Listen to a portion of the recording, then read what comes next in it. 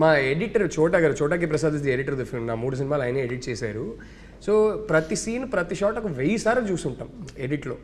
కానీ first time మేము మా కోసం ఒక స్క్రీనింగ్ వేసుకున్నాం రామానాయుడు స్టూడియోస్ ప్రివ్యూ థియేటర్లో ఒక స్క్రీనింగ్ వేసుకున్నాం. సో ఫస్ట్ టైం ఆయన సినిమా ఆర్ఆర్ సౌండ్ ఎఫెక్ట్స్తో ఒక ఫ్లోలో చూశారు.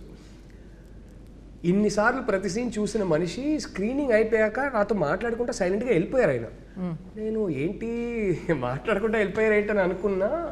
నాకు నెక్స్ట్ డే మార్నింగ్ ఫోన్ చేశారు. ఫోన్ చేసి ఈ సైడ్ ఆయనే ఫోన్ చేశారు. ఫోన్ చేసి సినిమా చూసి అక్కడ నుంచి బయలుదేరాను. కార్ డ్రైవింగ్ చేస్తుంటే నాకు సినిమానే రన్ అవుతా ఉంది నా మైండ్లో.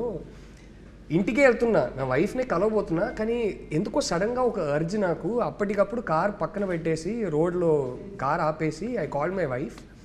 I called and side, I love you బంగారం, you know I love you no.